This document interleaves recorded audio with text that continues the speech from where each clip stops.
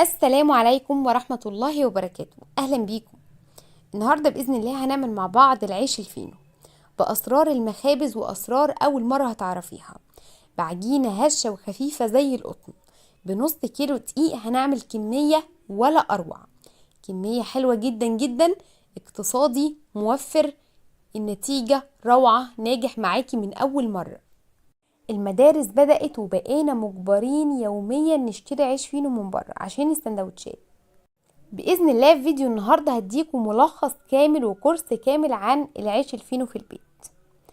العجينة هشة زي القطن، بشوية دقيق وشوية مية هتعملي ألذ وأطعم عيش فينو. العيش الفينو الباتيبان أو اللي هو الميني فينو طريقته سهلة جدا جدا، وطريقة التشكيل والعجن بسيطة جدا، وهتعمليه في البيت بمنتهى السهولة. بس اهم حاجة تتابعي الفيديو للاخر وتحفظي الفيديو ده عندك عشان باذن الله لما تيجي تعمليه. بس انا عايزاكي تخلصي الفيديو وتقومي تنفذيه على طول، لاني هتنبهري من النتيجة وانا متأكدة. وانا لما بقول حاجة بكون واثقة فيها 100%. بس قبل ما نبتدي الفيديو، لو اول مرة بتشوفوني ما تنسوش تشتركوا في القناة لو القناة عجبتكم، وتحطوا لايك للفيديو ده لو عجبكم، تدعيم وتشجيع ليا، وتكتبوا لي تعليق حلو بعد ما تنفذوا الوصفة. ويلا بينا نسمي بسم الله ونصلي على أشرف خلق الله عليه أفضل الصلاة والسلام. وتعالوا نشوف هنعمل العيش الفينو الهش الطري التحفة ده ازاي، وهقول لكم سر اللون الموحد وكل حاجة بإذن الله في الفيديو. بسم الله هنبدأ الفيديو بتاعنا.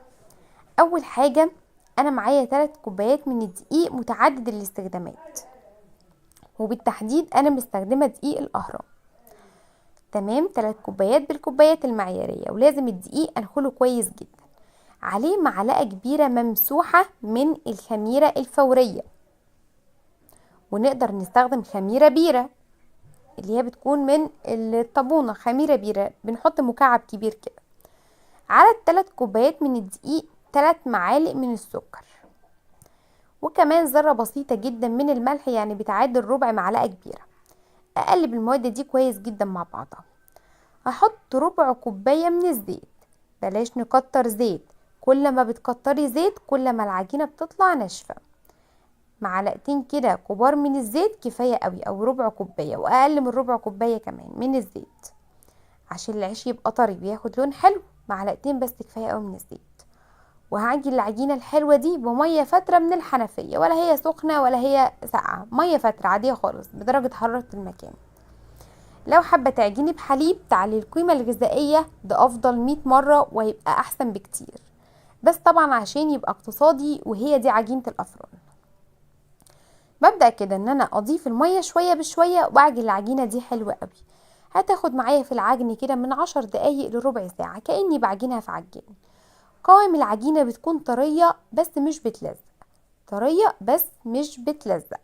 هحط العجينة في الطبق واسيبها ترتاح لمدة 10 دقايق. لو عندك وقت طبعا سيبيها تخمر تلت ساعة نص ساعة لحد ما يتضاعف حجمها، ده لو عندك وقت. لكن لو انت مستعجلة زي كده 10 دقايق بس الخميرة تمشي فيها. الصاجات اللي انا هسوي فيها لازم ادهنها دهنة بسيطة جدا من الزيت.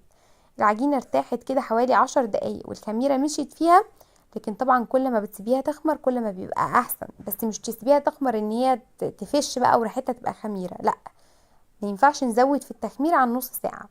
انا سبتها حوالي 10 دقايق بس عشان كنت مستعجلة. وبعدين هبدأ ان انا اهبط تخمير العجينة، وابدأ ان انا اقطعها لكور متوسطة. الاول كده ببدأ ان انا اقطعها وبعدين اكورها لكور متوسطة. عملت معايا 8 كور متوسطة. لازم اغطي الكور دي كويس جدا. ما ينفعش يا جماعة العجينة تكون مكشوفة، دي معلومة خدوها عندكم، العجينة لو مكشوفة هتشقق. طريقة تشكيل العيش الفينو، بجيب اول كورة انا كورتها بتكون ارتاحت، وببدأ ان انا افردها كده على شكل مستطيل بالنشابة. الرخامة مش مدهونة اي حاجة، ولا زيت ولا دقيق، نركز في الخطوات العجن. وبعد ما بفرد العجينة سواء بايديا او بالنشابة ببدأ ان انا الفها رول مضغوط. ليه مضغوط يا جماعة؟ عشان قلب العيش الفينو الفراغات بتاعته تكون منتظمة، ما يبقاش فيه فراغات كبيرة. لازم اعمله رولات مضغوطة. واقفل الطرف كويس جدا جدا، وابدا ان انا افرده حاجه بسيطه. الباتيبان بيكون صغير فببدا ان انا ما بفردهوش قوي. يبقى ببدا ان انا افرد كوره من غير ما الرخامه تكون مدهونه اي حاجه، لان الرخامه لو مدهونه زيت او مدهونه دقيق هتعمل فواصل في قلب العيش الفينو، مش هتلاقي قلب العيش الفينو شكله حلو. علشان يطلع شكله جميل وتحبي شكله لازم الرخامه تكون مش مدهونه اي حاجه خالص. وبعدين ببدا ان انا احط الفينو واسيبه يخمر لمده من نص ساعه لساعه الا ربع، على حسب درجه حراره المكان. لازم يخمر ويتضاعف حجمه مره كمان زي ما انتم شايفين كده. لو مشينا على الخطوات دي هنلاقي العيش الفينو عالي لفوق. العيش الفينو يا جماعه ما ينفعش يكون صفطان في الصاج او هبطان كده، لازم نلتزم بالخطوات اللي قلنا عليها في كل لحظة في الفيديو.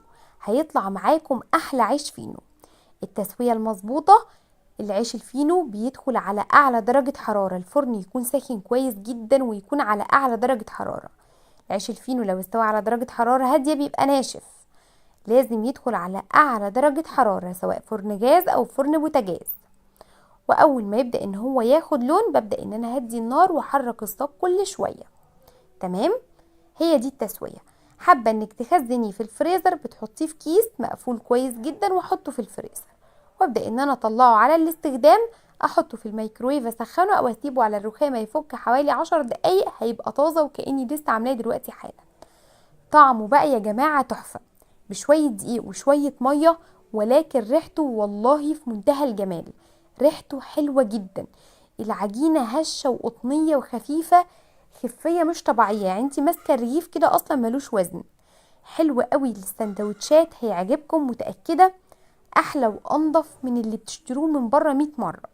يعني انا لو قلت زي بتاع الافران انا هظلم اللي انا عاملاه ده، لانه فعلا احلى وانضف من بتاع الافران بكتير قوي. شايفين شكله عامل ازاي؟ الشكل بيتكلم عن نفسه. العجينة تحفة، قلب العيش من جوه خفيف زي القطن، شايفين قلبه ابيض ازاي؟ المسامات والفراغات بتاعته منتظمة. العيش طري جدا جدا جدا، لو قعد حتى لتاني يوم مش مبرول ولا اي حاجة. العيش خفيف زي الريشة. جربوه يا جماعة ومتأكدة انه هيعجبكم. اعملوه سندوتشات وبألف هنا وشفا على قلوبكم. وبس كده حبايبي، الفيديو بتاعنا خلص. يا رب يكون عجبكم، الطريقة تكون سهلة وبسيطة وكلكم تنفذوه وتقولوا لي ايه رأيكم فيه، ومتأكدة انه هيعجبكم. واسيبكم في رعاية الله واشوفكم على خير الفيديوهات الجاية.